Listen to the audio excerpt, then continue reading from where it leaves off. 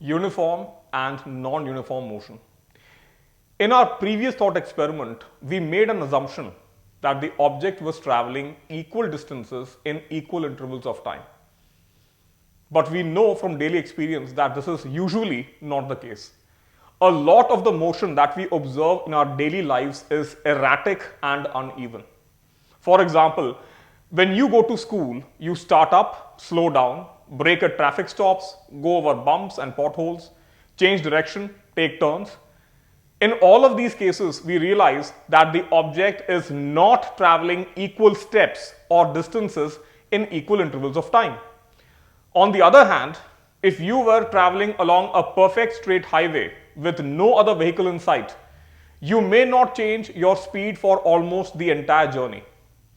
You would cover the same distance for each interval of time as long as the time intervals were equal to each other.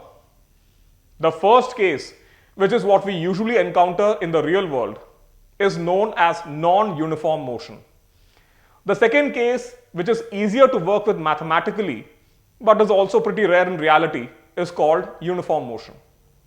This brings us to the rate of change of velocity.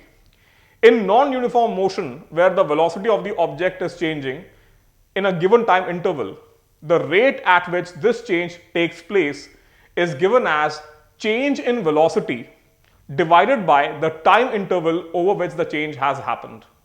Or more precisely, we can define this rate of change of velocity under a new name. We can call it acceleration. So mathematically, acceleration is equal to v minus u divided by t, where v is the speed at the end of the interval of measurement, u is the speed at the beginning of the interval of measurement, and t is the time interval of interest. Thus, motion where the object's velocity changes is known as non-uniform motion and also known as accelerated motion.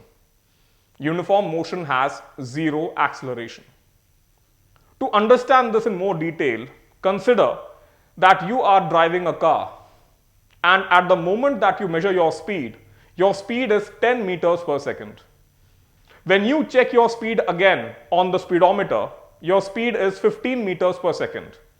Assuming that you made these measurements at an interval of 5 seconds, we note that our speed in this interval has changed. This is called accelerated motion or non-uniform motion. A slightly more tricky example is when an object is traveling in a circle.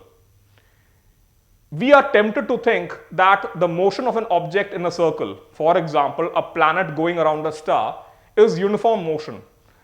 After all, the planet completes the same distance every 365 days and has been doing it for a long time. But we should understand that the requirement for uniform motion supposes that the speed and direction of the object remain unchanged, which unfortunately is not the case here. We can see that the planet's direction is changing constantly.